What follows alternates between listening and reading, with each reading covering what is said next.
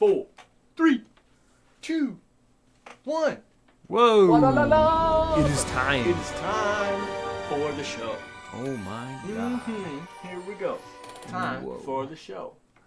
It is How's time. everyone doing today? Hey guys, what's going on? How's everyone doing today? Welcome to the podcast. Welcome to the Pop Culture Cave podcast, episode 7. Yes. I am not Zach, as you can tell. Zach couldn't make it. Some things have changed for today. Zach couldn't be here, but he's with us in spirit. He's actually on this card, so he will be here in a tiny plastic case, ready for your questions. He actually had all 4 of his front teeth pulled, all cavities. Yes. He hasn't brushed the front teeth for like 2 years, so hopefully everything ends up good for him. Moving on though. That's not the truth. He's out sick today, so we have to cover. Bear with us. This is my first time in the big boy chair, so yeah. So Just kind of swimming around in bear that with chair. us. The topics that we have today. Martin, do you want to run down just the general topics we have today? Sure, I can do that. The first topic we're going to be talking about would be GameStop related news. GameStop is in trouble.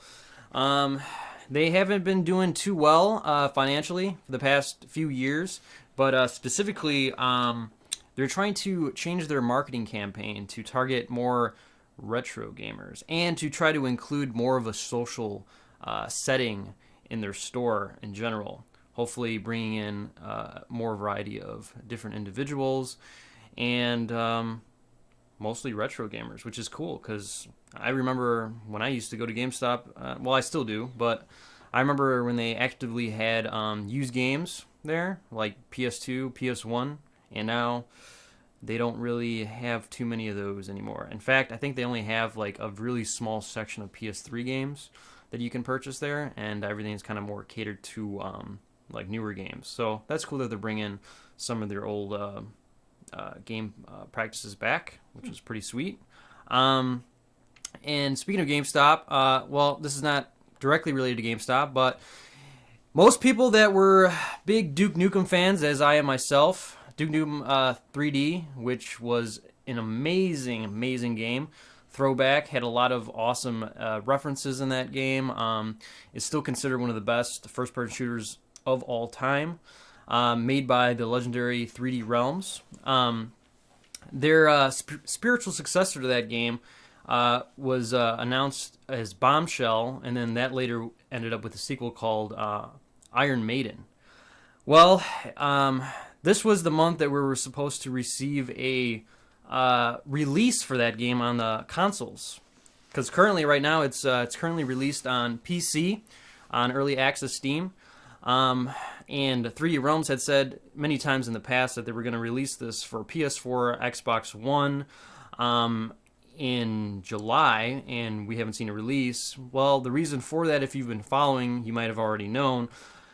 They've gotten a couple lawsuits regarding the name Iron Maiden, or Ion Maiden, I should say, from a couple lawyers under the better behalf of the Iron Maiden band, which they're suing them for name infringement, claiming the game's logo and marketing is a purposeful act to confuse Iron Maiden consumers, which I specifically don't agree with at all. Because, I mean, the title, although it might sound the same, is not spelled the same. It's called Ion Maiden, I-O-N, not Iron Maiden. And the fonts and texts are not even remotely similar to each other.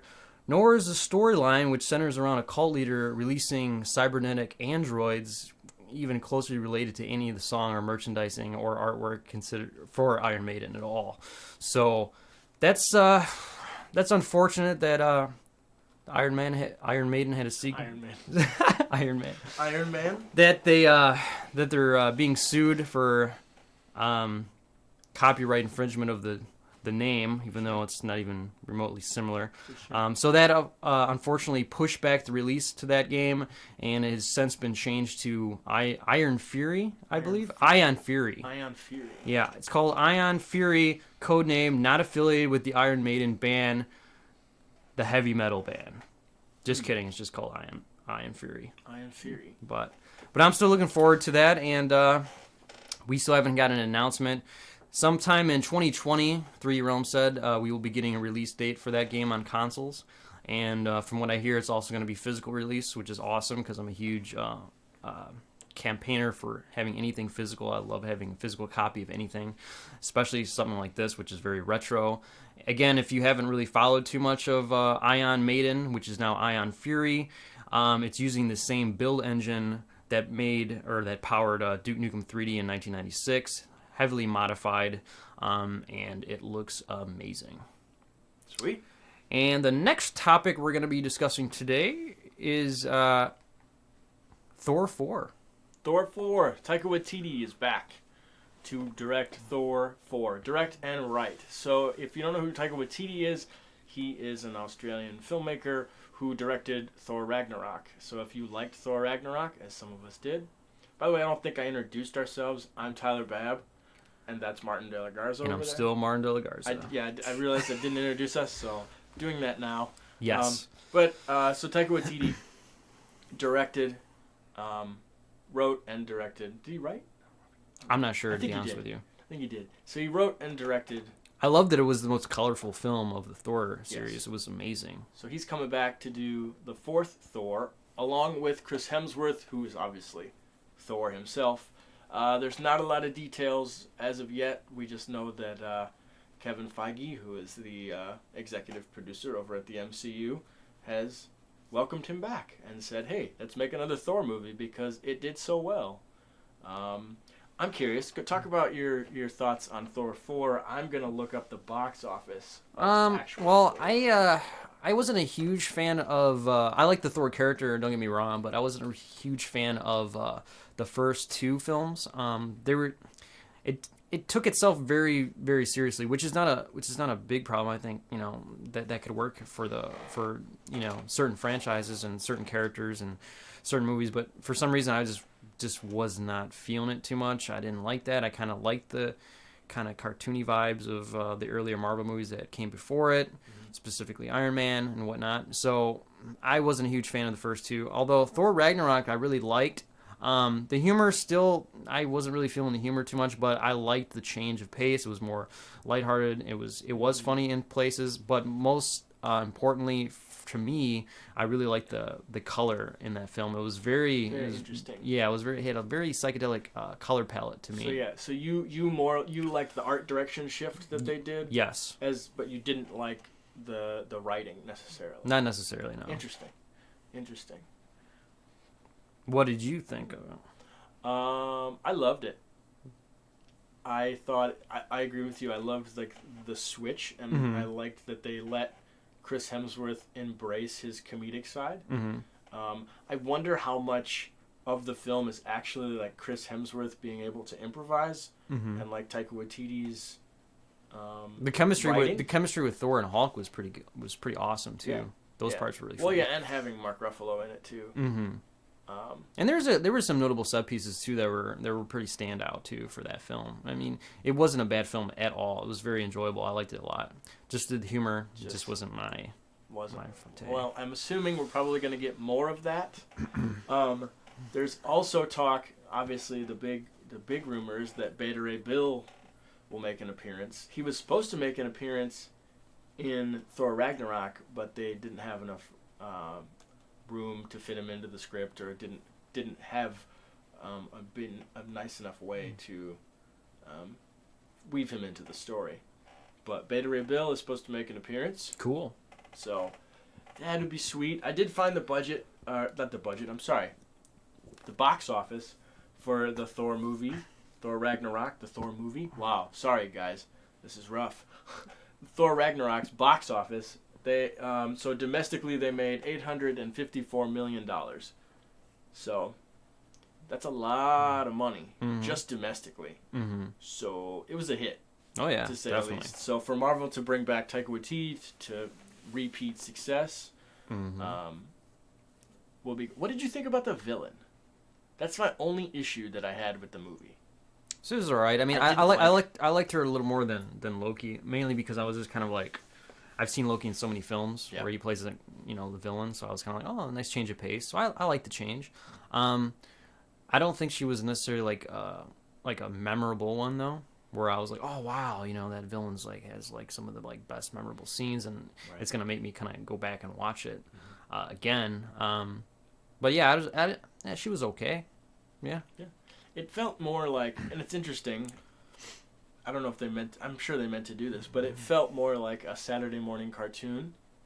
Oh, especially with the color palette, it felt very much like a living like cartoon. It was very much like a Saturday morning cartoon, which I like because I haven't really seen anything in the Marvel universe like that in terms of movie. Yeah.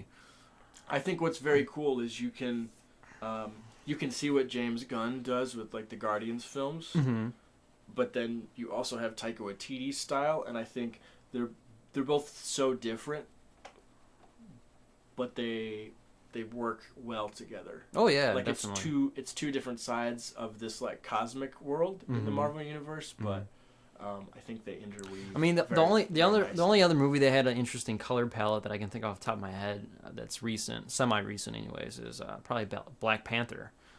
Yep. That had a very interesting color palette that I haven't seen in other Marvel films. So, I mean, in terms of all Marvel movies, I think it's Black Panther's on that list. Thor Ragnarok is on that list for having interesting color palettes and just being different in terms of vibe and feel. Sure. So, which Black Panther's also getting a sequel too because it did also very well. Possibly.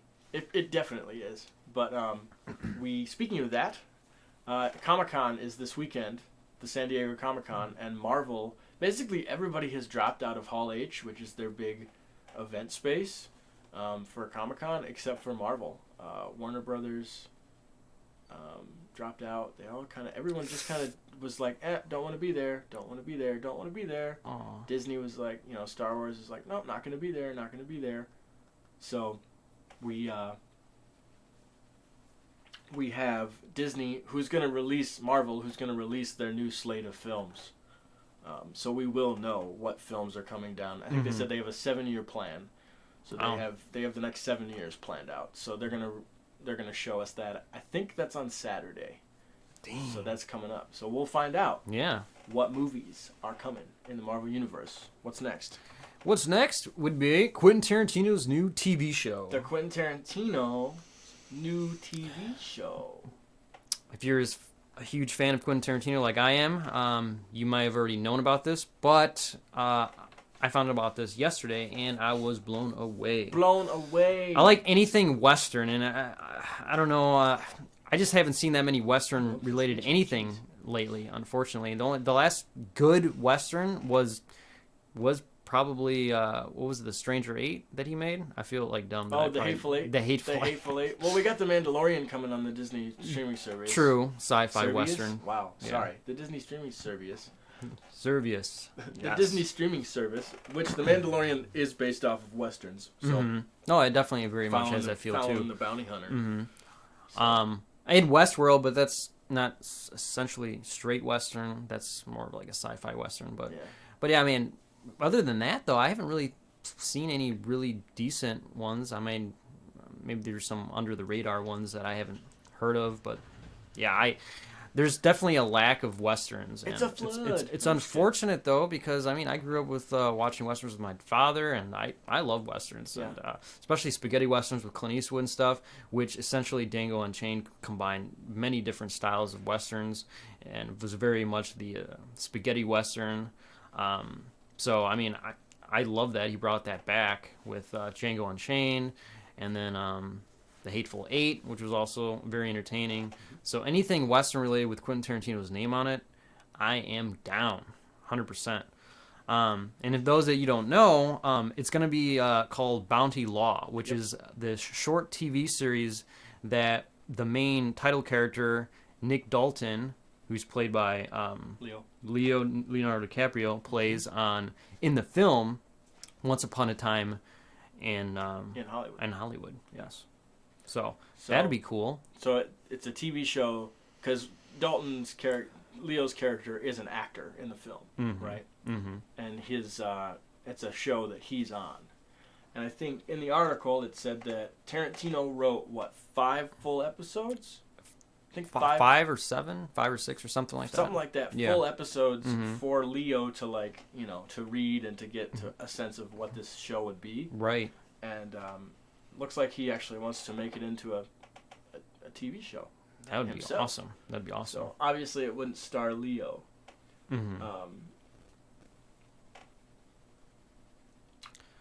But we do have a quote from him.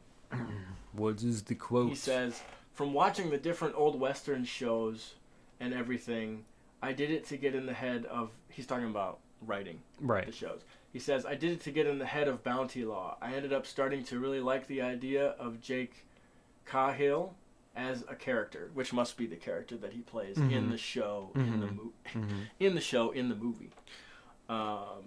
It says, "I really started loving those half-hour 50s Western scripts.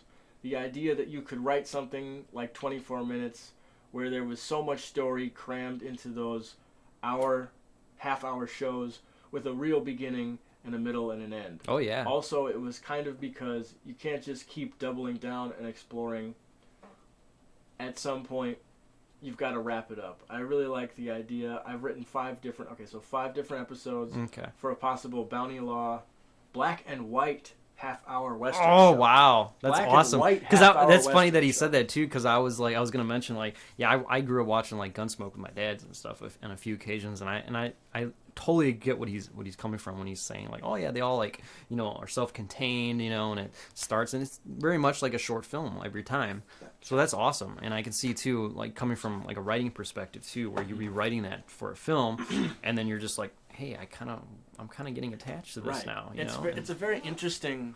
I haven't really necessarily even experienced anything like this creatively, and I wonder how many people would experience something like this, because he's making a movie. Think about it. He's making a movie, and then he creates something within that movie that he totally spins off into something completely different. How often does that happen? Right. Because you're usually so focused on the movie you're making.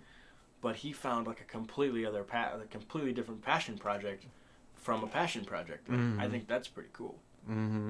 Yeah, he's got the ideas flowing; they don't stop. Yeah. So you gotta go with them. That's awesome. It's very cool. I wonder who's gonna pick him up. I wonder if it's gonna be Netflix or if HBO is gonna want to pick it up. Or ooh, that's yeah. It's gonna be.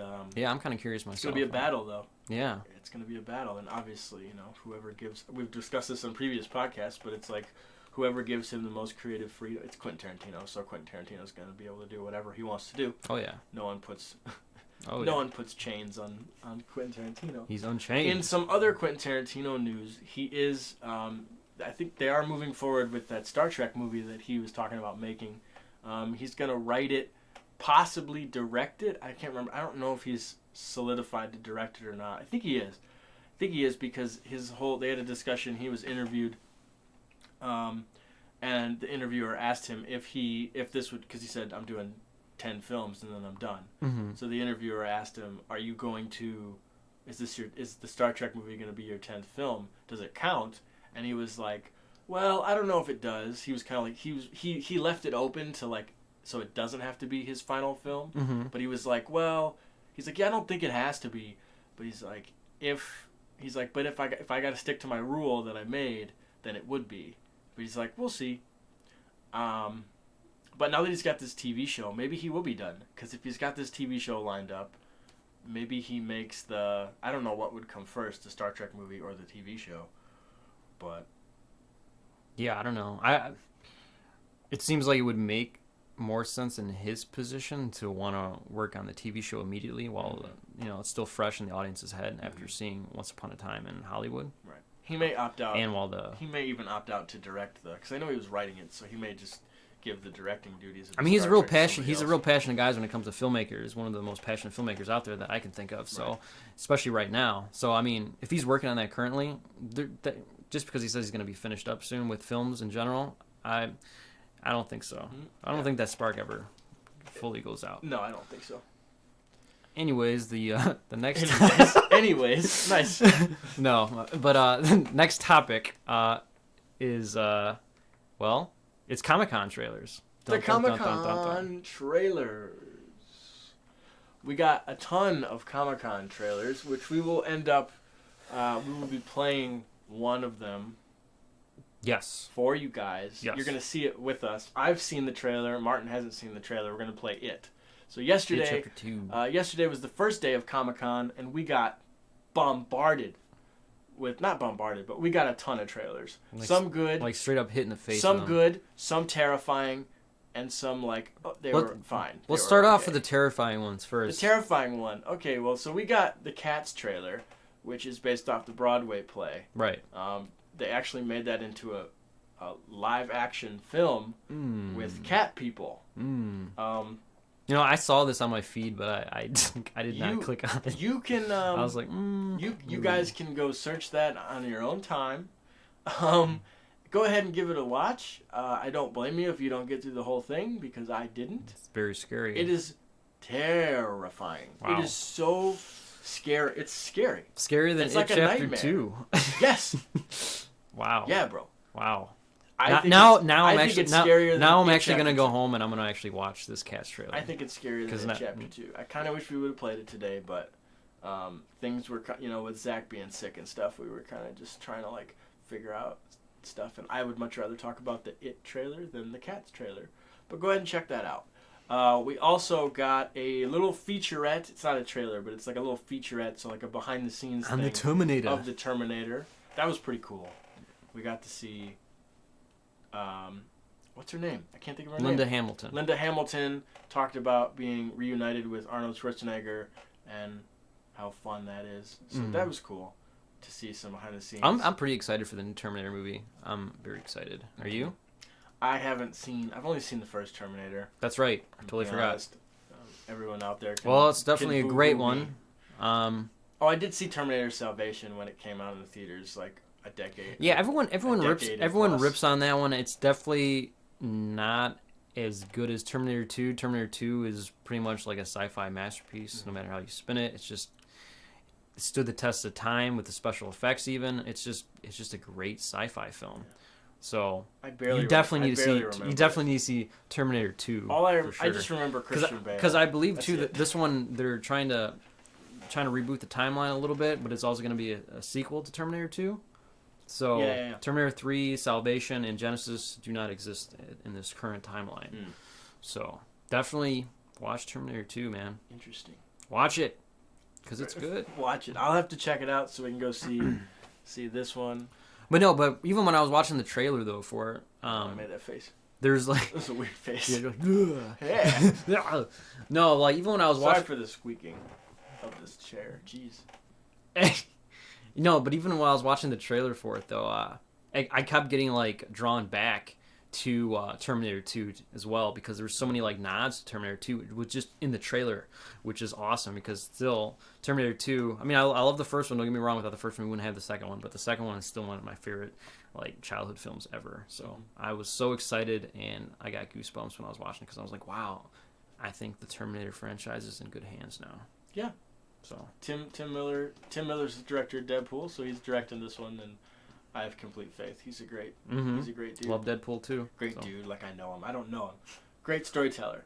I often do that. I often go, oh, he's a great dude, and I'm like, I'm evaluating his personality as a person, his personality as a person based on the films you make. So yeah, I do that too. But realistically, it doesn't really mean anything because you could be you could be a dirtbag and that's true as make well. good movies, and you're like, yes, that is true. Your personality has nothing to do with the movies you make, but I believe that based Tim on his Miller's movies, a cool, based on Deadpool, dude. He's a good guy. He's a good guy. Deadpool is good. He's a good guy. He's a good guy. He's a you good know guy. what I'm saying? That's how we judge your personality over here. This is the movies you make. So at this point, and then there was the It trailer. There was Maverick. The Maverick trailer. Yes. Top Gun 2. What did you think of that trailer? Gun 2. I enjoyed it. A little backstory, not backstory, but my buddy Colin. I don't know why it's so weird being over here. It's very strange being over here. But my buddy Colin, he was a big Top Gun fan. Nice. Back in the day. Yeah, I was too. And so good old Top Gun. It was cool when the trailer dropped, and I immediately thought of him, and I shared it on his page, and I was like, dude, check it out. Like, Top Gun 2, because we talked about Top Gun 2 Oh, there was rumors of Top Gun 2 Forever. long time ago. Yeah, and I was Like like, a well, I decade, guess that's yeah, never gonna happen. for like Oh, a man. decade. And I remember him being like, "Oh, I hope they make one. I hope they make one," and then they did. So, I thought it was very cool. Tom Cruise is he's a movie star. Oh yeah. So, like, Yeah. it's very cool. It's so interesting in the shots. I haven't seen the first one it's been a long time, like a long, long time, and these aerial shots. He's actually in the plane. Mm-hmm. And just I don't know the way, and I think he learned how to actually fly these planes. It wouldn't surprise me because he learned how to. movie. He did piloting lessons for the last Mission Impossible film, Fallout, so that he could do that sequence and stuff. And he did pretty much like all of his own stunts in that movie too. So I wonder how they shot the first one. Did he learn how to pilot? He didn't learn how to pilot for the first one, did he? You think? I don't know. Sure. I just remember. Well, that'd be hearing interesting something. to go back because he's always been pretty notorious for like trying to get hands-on experience with everything, wanting to do his own stunts and everything regarding like especially driving sequences and stuff. Yeah. So yeah, I'm kind of interested if he did in the first one. But it's very cool. A lot of nostalgia. Beautiful, beautiful shots of the planes. I'm not very well. Now that we're on the topic of Tom Cruise, though, what did you think of Fallout? I enjoyed that movie. I've only seen it once. I'm gonna have to see it again. I think I saw that in theater twice. I think. Twice. I do want to watch that again. That's really rare for me. Once I watch a movie in the theater, that's it. It's done. I don't go back to watch it again. It's done. He judges movies like that. No, because if it's a movie I like, I usually buy it and then I'll probably watch it a couple times. But like, as far as the theater's concerned, theaters prices are kind of expensive. So I mean, if it's really, really good, where I'm like, oh my god, that was like a masterpiece, like then I will fork another like $25 and see it again. But this was the only movie that I could think of that Tom Cruise was in, and I mean I love all Tom Cruise movies, but this was only like even The Mummy. Honestly, I did not see that one. That's the only Tom Cruise movie I did not see, and I heard it wasn't very good. No, it wasn't. But I still want to see that at some point. But no, but. Didn't think it was very good. But this action film, though, Fallout, was amazing. Like, it was just like, whoa. Like, every scene in that movie, like, first of all, like, especially when you're doing a movie that's centered around such over-the-top set pieces and stuff, it comes very hard to pretty much outdo yourself. Everything has been done in some capacity. Right. So, like, just from that basis alone, they managed to tie together a storyline that was so tight and believable, set against all odds, and how all these really tightly shot action sequences actually be better than the films that came before it, which even those films were just ahead of the time. I think it's the only thing that I can think of that's even on International Movie Database, like they keep getting higher rating-wise, which is really rare. After the third movie, if you're still rising with the next sequel, wow, that's you've done something different, because usually at some point it gets stale, and hopefully that never happens to Mission Impossible. Hopefully they ended up on a high note at some point. But Fallout was at its peak. Speaking of Fallout, there's that bathroom scene with Henry Cavill where they're fighting. Again, one of my favorite fighting scenes. All that stuff in there is like foam padded, because like all that bathroom. They were just throwing each other around. Yeah, in there. and so all of that is foam padded so they don't get hurt. And there's a shot in it, if you watch carefully, where Tom Cruise's head like hits the ground. And like it indents because it's a foam thing. Oh, really? Yeah, it's pretty funny to see that. But another reason to go back and watch another thing I wanted to say about the Top Gun trailer is it's very interesting that I think this is, I guess Independence Day 2, but not even realistically would that work in what I'm trying to say. But this is the first blockbuster I think in a long, long, long time that highlights our military. We used to have a lot of them back in the day where our military used to be involved, even in the Transformers films. Like, they were a big part of the Transformers films. You're right. But ever since then, we haven't really had a movie. Did Bumblebee have some sort of military presence in there? I think so. John Cena was like a commander or something. But this just feels so old school. Right, I feel like, what you're saying. these are the movies that they used to make when I was a kid, so it's very cool to kind of see that. Just a little, I think I don't think it's going to start a trend. I don't think that stuff's going to really come back. But it'll be very nice too, because I feel like from the cinematography that they had in the trailer, most of it looks all practical. It looks like we're really in these planes, like flying through mountains and flying through. I'm sure there's digital elements. Like every movie's got digital stuff going on, of course. But it was just really cool to be like, yeah, this is a big vista. This is a big wide shot, big vista, and that's a real plane going through. Oh yeah. Like I just there was something about and like the way that it's like on the plane and it dips and it flies. I'm like, it just I don't know. I felt like there's some nostalgia, and I felt very like it was a breath of fresh air because it's like, wow, I have no pun intended, flying through the air with the plane. I mean, I also haven't seen any movies besides Top Gun that have to deal with like fighter jets and stuff like that too much. Yeah, as a centerpiece in a movie. Yeah, the only movie that I can think of that still kind of old but not like super old is like Stealth, but that wasn't not too much of a great movie. Not gonna lie, it was pretty bad. Yeah, I mean, It Chapter 2. It Chapter 2. Surprisingly, I did not see this trailer, so this is going to be my first reaction to it. And I'm excited because I've been looking forward to It Chapter 2 since It Chapter 1 was released, and I'm really excited. So, well, do we want to... oh, hold on. Whoops, sorry. Unmute the desktop audio. It went away. Yep, I got to interact with it. Martin went without me knowing. Jeez. Couldn't help myself, sorry. It's okay. Give us a second, guys. Unmute the desktop audio. Far right. Far right. Yeah. Oh, right here? Yeah, desktop audio. Boom. Boom. Full screen in it. Full screen, do it. Come on. Give us a second, guys. I gotta look up at the screen. Come on, just do it. Getting impatient here. Just want to see it. Now. Come on. Just hit the button. Play. Do it. You're stressing me out, homie. Sorry. Okay, ready? Yeah. Do it. Come on. Something happens to you when you leave this town. Oh, I can't hear anything. The farther away, the hazier it all gets. But it says desktop audio. What in the world? Uh-oh. We're going to have to call the police, sir. Just call the police. Something happened.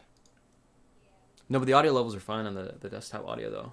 I checked them. They were moving when they were playing. That is really weird. I never left. Unless they can hear, but we can't, or something? I'm sure they can. Well, let's just play it then. If it's not, I'm very sorry. Oh, is somebody coming down to help us? No. Yeah, somebody is. I think somebody's gonna make an appearance. Dun dun. Sorry, you're having technical difficulties getting... Oh, it's playing now. No, it was playing, but we don't hear so it. So we unmuted the desktop audio, but we can't hear it. The desktop is muted. Now you should hear it. Okay, thank you. Yep. Thank you, sir. Man, your face is really swollen from all those teeth that we were extracting. What's up, guys? Get some rest, put some ice pack on that face. I'm here. You guys are finishing up. Whatever. There's 4 people in chat. It's kind of popping a little bit. Oh, nice. And I haven't Hi, watched... people in chat. Let's watch. Hi, people in the chat. Ready? Yes, sir. Something happens to you when you leave this town. Uh-oh. The farther away, the hazier it all gets. So strange on this side. But me, I never left. I remember all of it.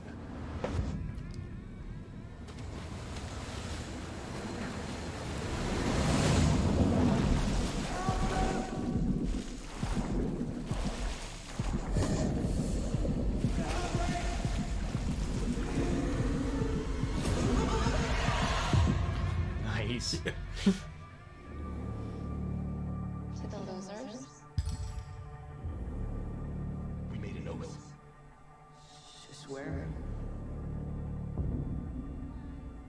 If it isn't dead,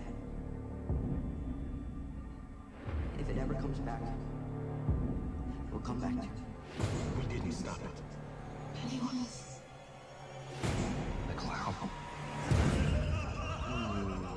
We can't let it happen again. Oh, man. Hello?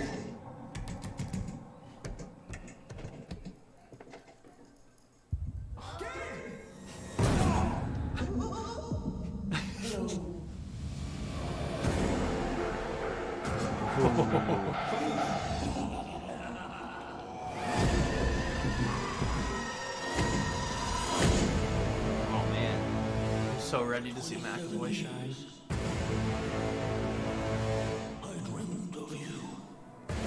This shot was awesome.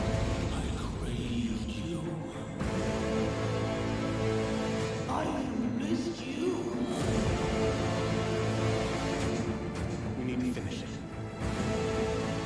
For good. I've seen all of us die. It consumes us from the inside until we don't have a choice anymore. You lied. And I died. You lied. And I died.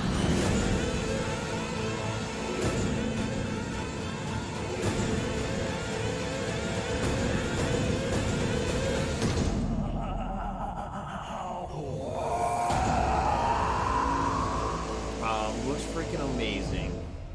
Wow. I always love that that music sounds like laughing to me, like kind of that.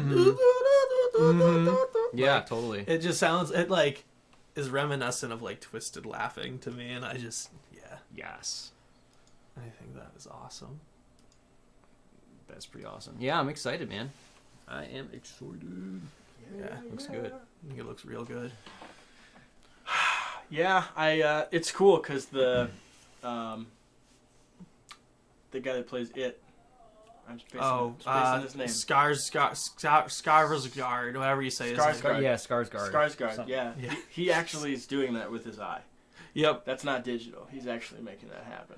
Nice. So that's pretty crazy. Props. Did you see on the talk shows with him where he like does that with his eyes? Oh, I haven't actually seen him. Yeah, actually so do he'll that. be like he talks about how they're like, how'd you prepare for this movie? He's like, well, when I was a kid, I would terrorize my brother and just be like, and then he would like turn into the face. That's And I'm like, awesome. it's almost creepier as a real person. That's awesome. That's pretty crazy. Yeah, I'm excited, man. Yeah, I'm that comes definitely out in gonna- September. So I'm that's definitely gonna watch that. It's definitely gonna be a C Mm-hmm. for me. Oh, I thought you were saying C like a rating, but I Oh, didn't no, know what no, you no, said. no. I was like, Definitely gonna be a- Yeah, I was everyone's like, gonna wow, be a- that's crazy. sorry. Yep, C. yeah, Sorry. it comes out Nah. in September though, so Definitely gonna be C. definitely going to be a theater experience. Yes. For Yes. me. I agree For with me that. too. Yep. Yes. Gonna be awesome. And I think that is the end Yeah, I think that's all the topics Oh. we have for today. of the Yeah. podcast Today. today. Today. Today. Wait. So, Whoa. huh? So did I go here, or am I just hearing things? Hearing things. Hearing things. Oh, hearing things. Oh, do you want to talk here? Here, since you're here. Before we go, talk about what's up and Cool. Okay. You have a new video on the channel. So. I do. So I'm a trading card. Yeah. Pretty sweet. Like, yeah. I made a video about it, so I don't need to talk about it too much. But yeah, I'm an official Walter Day trading card, and I mentioned this in the video. But if you're more here for the movie side of things and don't know who Walter is, if you've seen Wreck-It Ralph, the guy who owns the arcade, Mr. Litwack, is based on him. And then the books Ready Player One, which Steven Spielberg made into a movie, were inspired by Walter. So he's like kind of a big deal. And just a great guy through and through. But we connected, and he made me into an official trading card. So if you guys want Zach Hendricks trading cards, let me know in the comments, and I'll figure out what to do. Yeah, we can give them away. It'd be pretty awesome. Is there? So you would just contact him to order more? Yeah. You only have them, right? They can't get, or can they get them from him? No, too? he's got a website Oh, okay. where he's got like all his trading cards, and I'm almost positive you can order them from there. Nice. But Cool. Zach can actually sign his. Yes. So that's why you want to get the cards from us. Have the shiny silver Sharpies. So Exactly. Lucky. So that is very cool, and the plaque back there is pretty awesome as well. Yeah. Yeah, that plaque is awesome. Very, you want to very take it cool. off and show it? yeah, No. it's just the card, but then there's more stuff. You show it in the video, right? That you made. Yeah, I showed Yeah. it in the video. Oh. Yeah. Okay. So definitely go check that out on the channel. Nice. And look at that. But I think that's it. I think that's it. Since I kind of just came down here to fix some technical difficulties, but since I am down here and talking about a gaming thing, I do want to say, check out Triforce Johnson, Empire Arcadia. Empire Arcadia is his YouTube channel. He brought esports to Africa last year, and he's the guy who accepted the card on my behalf at the ceremony. But he is trying to go back to Africa And basically what he's doing, he's like, it's going to be a $13,000 trip to go to Africa and do more esports events there. He's trying to contact 13,000 people and have everybody donate $1, so it's like a community thing. Oh, nice. So I just want to shout him out really quick, since he did accept that on my behalf, and he's just an awesome dude, and it's a great cause. Well, thank you, sir. Thank you, sir. Yes. Yeah, very cool. Well, I want to thank our Patreons for supporting us. Wouldn't be able to make this happen without our thank you very much. Patreons. Appreciate They've it. supplied us money so that we can get equipment to make this podcast better. Thank you, everyone. And if you would like to join our Patreon, the link is in the description. It helps us stay independent. It helps us create original content, and it helps our content grow in terms of quality and also to reach people. Was that? That's probably the computer, because it's unmuted now. Oh, it's unmuted. Yep. Yep. That makes sense. Yeah. That's why I mute it before the podcast. All right. Well, I didn't mute the desktop, so We had to unmute it to watch. we had to so. mute to watch the trailer. But I want to thank everybody for joining in on episode 7 of the Pop Culture Cave. Bye-bye, guys, and Have a good hopefully weekend. You have a great week filled with productive creativity and smiling faces. Did you tell them we're filming tomorrow? Oh, I did not. Sorry. Whoops. We got people here. I know you're checking out, but I did not. Sorry. So we are filming tomorrow. We are headed to Chicago to film a short film with a couple of classmates of mine. It's a short film about a woman who goes to a job interview and things go awry. Yeah. Yeah. Let's put it that way. She's a very interesting time at this job interview. Stuff happens she doesn't expect. It's a fun little 2-minute short film that we're making. And yeah, we're gonna trek there tomorrow, shoot it for a couple more than a few hours, and then we'll definitely talk about it more on the podcast, and we'll definitely be shooting some behind the scenes photos and videos, and we will make a behind the scenes video to share with you guys on the channel and talk about our experiences. So Fun. I'm very excited. I'm the director of photography on the project, and my buddy Zach Herrig is the director. So yes, it's we spent all week trying to prep this stuff. It was a very quick turnaround. And all the footage has to be delivered by Tuesday. So it's for film school. Yeah, it's for film school. Yep. It's for my editing class, and all the film has to be. So what we do is we film as a group. There's 3 groups, and then we have to pick an editor from a different group to cut what we make. And we had about 2 weeks to put it all together. And the footage is due to the editor on Tuesday. So it's like we just boom, boom, boom. Fast turnaround, for sure. So Nice. Very nice. but we look forward to that. Look forward to sharing that with you. And I think that's it.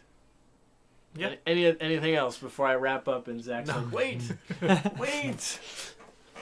No, Okay. it should be. I think that's it. All right. Well, thank you guys so much, and hope to see you next week on episode 8 Yes. of the Pop Culture Cave. Have a nice Weekend. Have a nice weekend, guys. Have a good weekend, guys. Stay awesome. And get to the chopper.